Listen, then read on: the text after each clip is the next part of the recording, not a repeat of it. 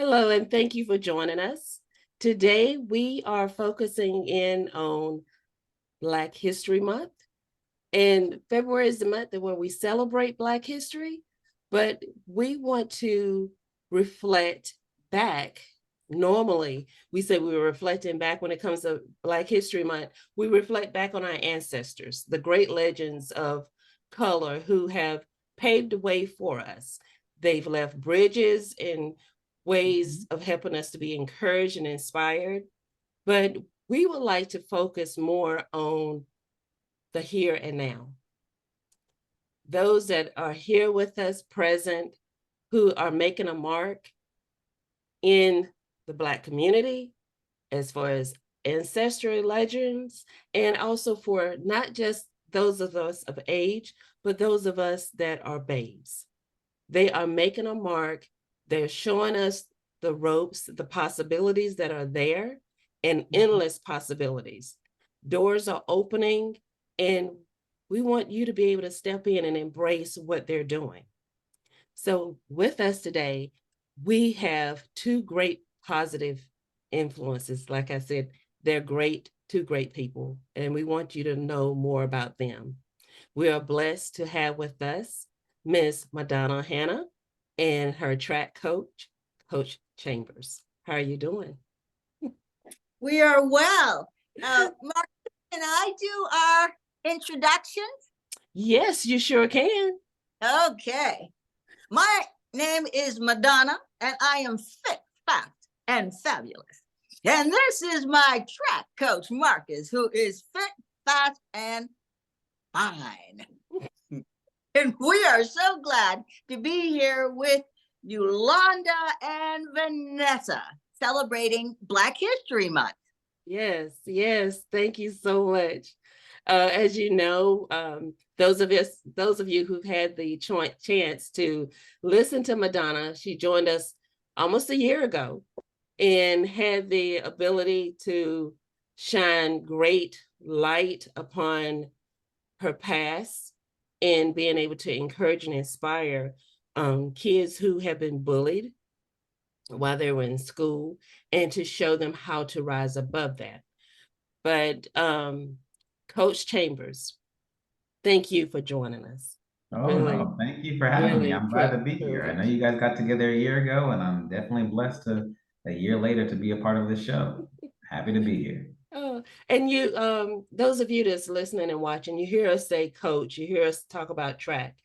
Well, we're going to let Madonna tell a little bit about herself, what she's doing, the reason why we're using the terms coach and track.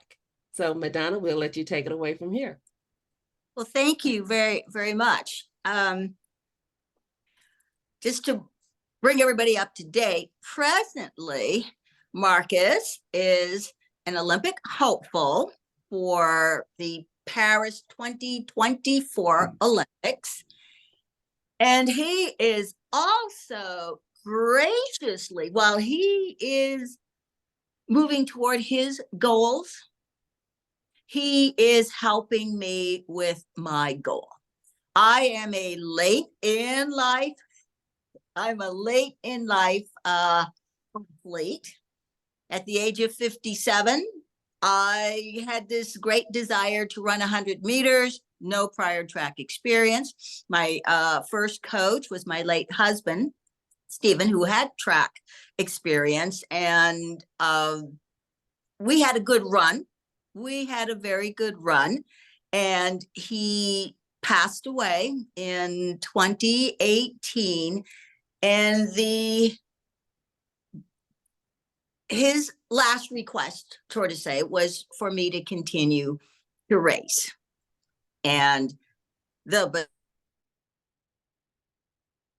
baton, as we say, was new millennial coach, because when I retired from teaching, I was teaching millennials, and now I get a millennial coach. And as I said, my husband set a really firm foundation, which which Coach Chambers is step by step by step building on what my husband and I started.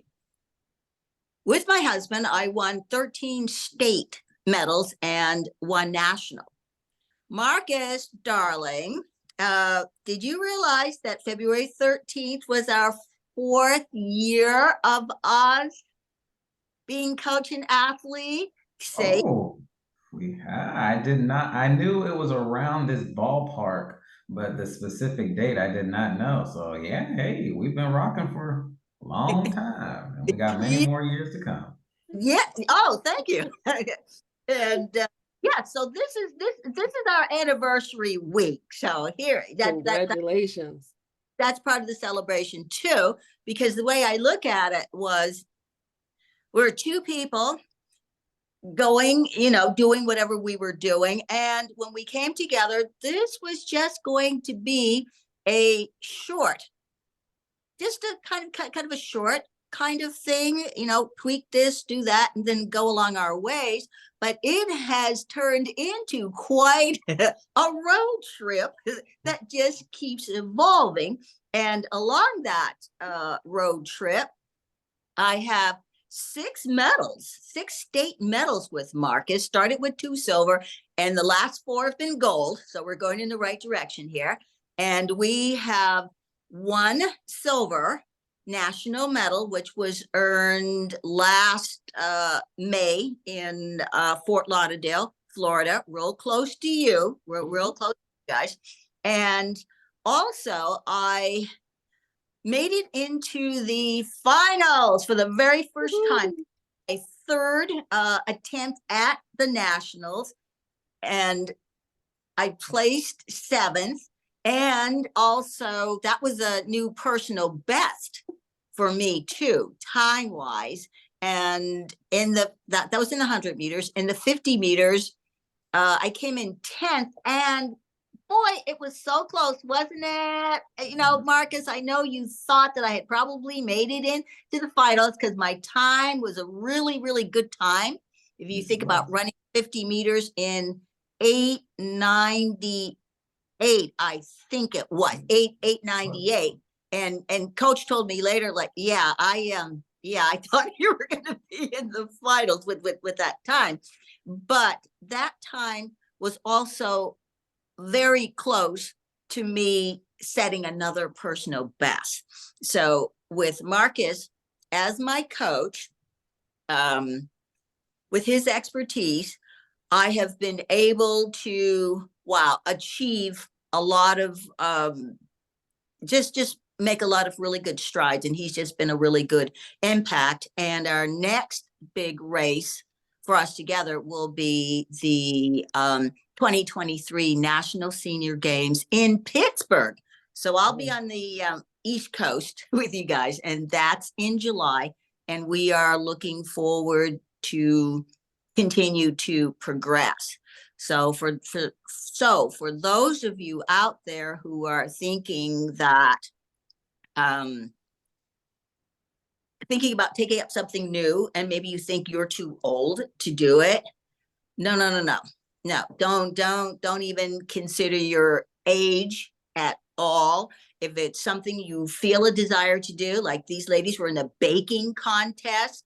I'm sure when they first started baking, or when they first started their podcast, they didn't know that they would eventually be competing in something that they love to do and actually place and win their first time out.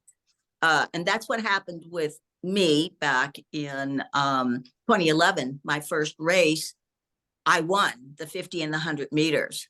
And therefore I continued. And as I said, continue to this day with my new coach, Coach Chambers. Marcus, tell me a little bit about your background, and then how you felt when you were asked to coach a woman who was somebody who was older, because that's how it was put to him. This was a favor, and they said, she's old, she's older, because he'd been coaching kids in high school, kids, and it was, but if we want you to do us a favor, yes. So anyway, I'm going to hand it over to you, Coach. Okay, yes. And so For me, track and field started for me when I was in high school. My grandmother Rose, she suggested that I try track and field, and everybody knows when your grandma tells you to do something, you just do it, right? That's right. So then I moved on to my freshman year. I decided to do track and field and I fell in love with it. I was an athlete that played all different types of sports, but I love track and field. And with that, with my hard work, with my determination, I had a lot of learning lessons, but I ended up becoming a state champion, which led to me getting a scholarship to compete at the University of Oregon. And being at the University of Oregon, I became a 7-time All American, NCAA champion, Pac 12 champion, and all these other accolades. But during that time, I learned a lot about the specifics of track and field. Track and field is not just running straight, running in a straight line, running around a track. There's running mechanics. There's a lot of different things in order to get the body to compete at the highest level at the right time. So I definitely enjoyed also learning about the body and just learning that process as well. And then after college, I was blessed to sign a contract with Nike and become a part of Team USA and chase my dreams of going to the Olympics and also winning gold at the Olympics in the 400 and 400 in the 4x4. But throughout that process of me chasing my dreams, the one thing I always told Madonna is that I'm a helper. I love to help others. I love to help anybody that is just willing to learn from me and willing to just go out there and give it their best. And one day, our PT right now that we both share right now is Eric Waterland for Eric Waterland Performance. And he reached out to me and he said, "Hey, there's an opportunity of this older lady that's looking for a track coach." And at that time, I knew that with my rigorous schedule, just training, I didn't have a lot of time, but I did know that I can make time. So I told Eric, like, I can for sure make time once a week, and we'll see from there. But I'll write the workouts for her to do, and as long as she's willing to do it, we'll kind of start that process. Right. And eventually, we ended up meeting at UPS.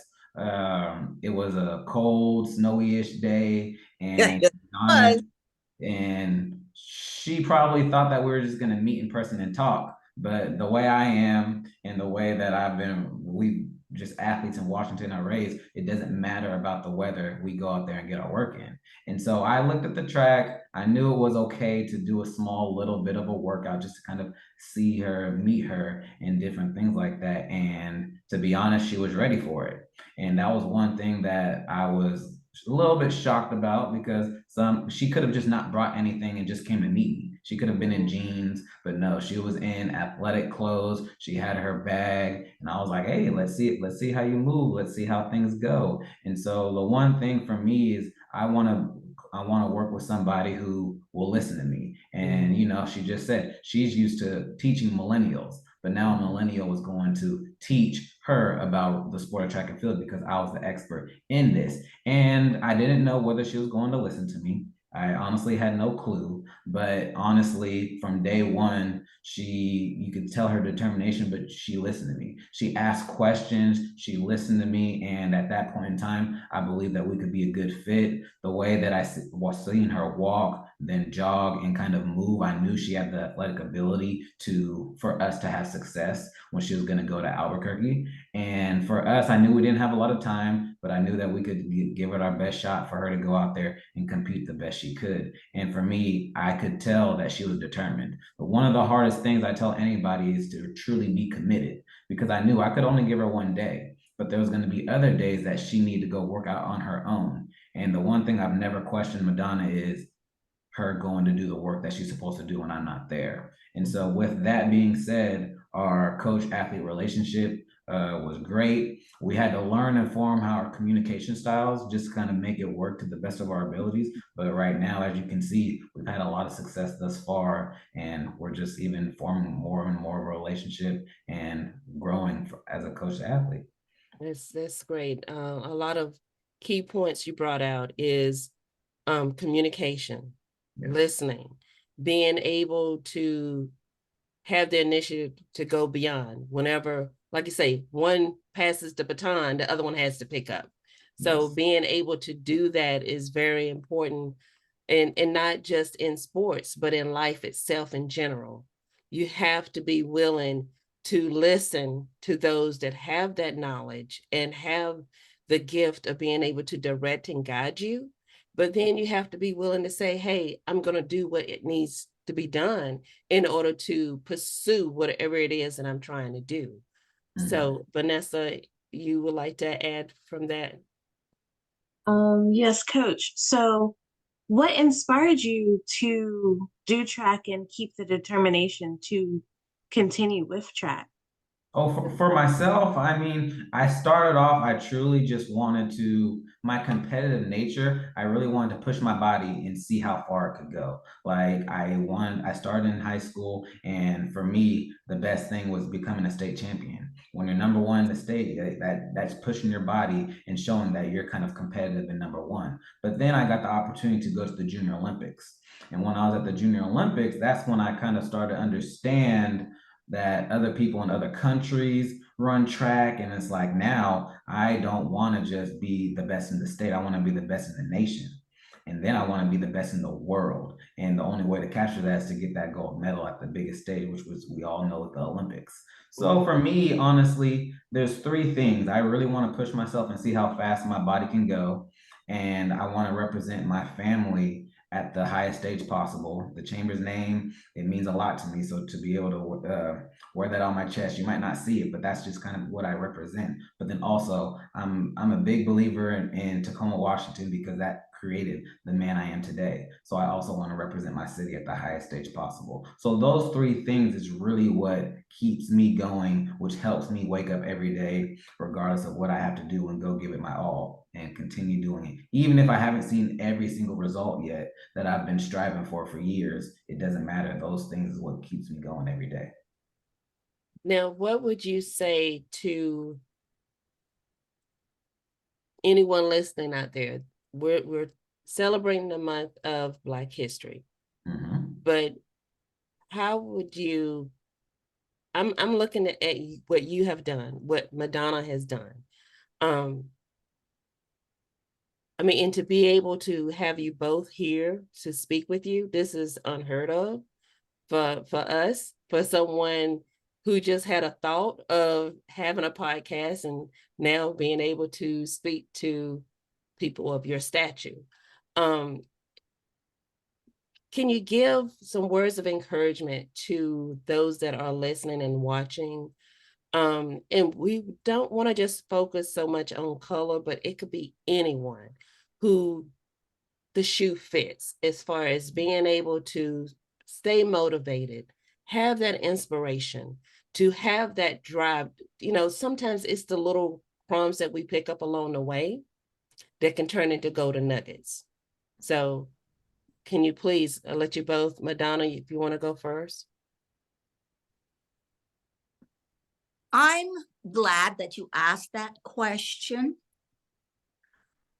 I have a background before I taught, but what I would like to say to everyone, and this is something that I would say to my students, everybody was born with a particular talent or a set of skills and abilities.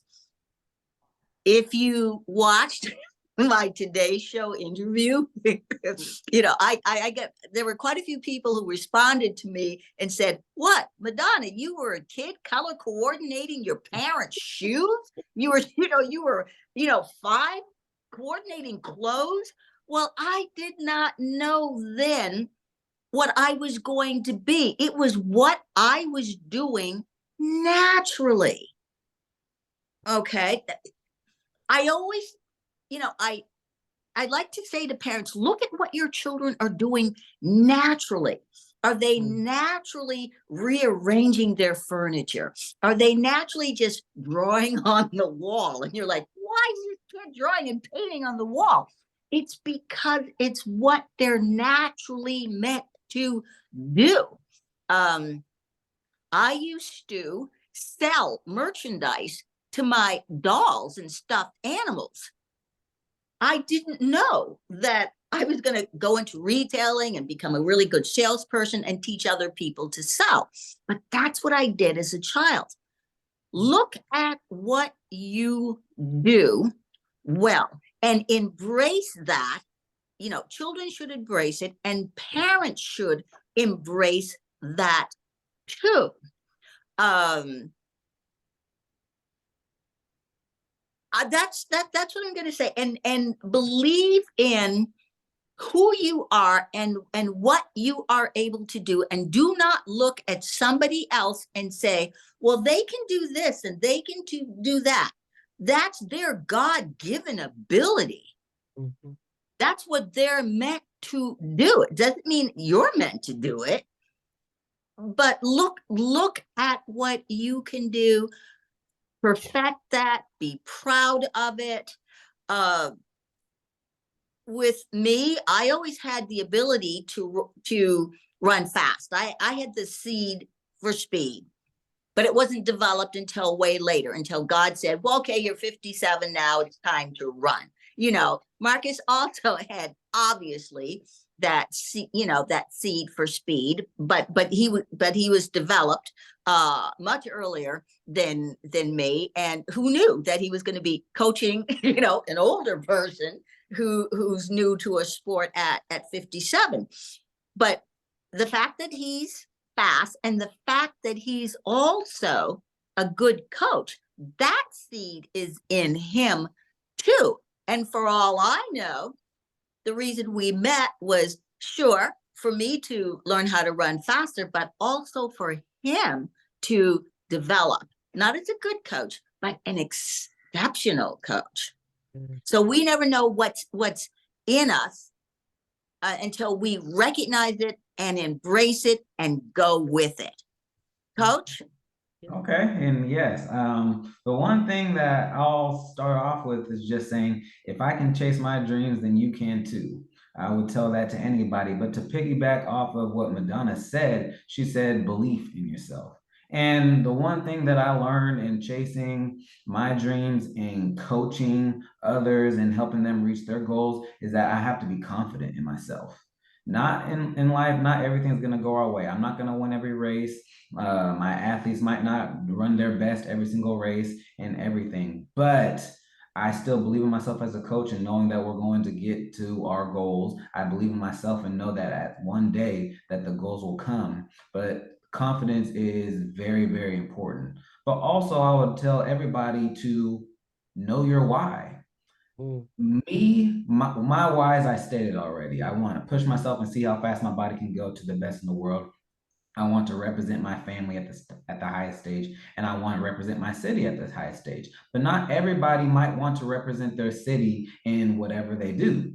Everybody's whys can be different, but find it, because it's about motivating yourself every single day to keep fighting and to keep going forward. And for us in life, we're humans. We want everything to come right instantly, but it doesn't really work that way. So knowing your why of why you're actually doing it, why does this make you fun? Why is this fun? What are you going towards and why? It helps you continue every single day, because we don't know when what's gonna come. It could come tomorrow. It could come in 2 months. It might come for 2 years. We don't know, but I want to motivate everybody to keep going. Don't quit. And so for me, that's what I will say. And honestly, I want to also tell viewers that you want to believe in yourself, yes, but at times, one of the hardest things to do is to truly commit.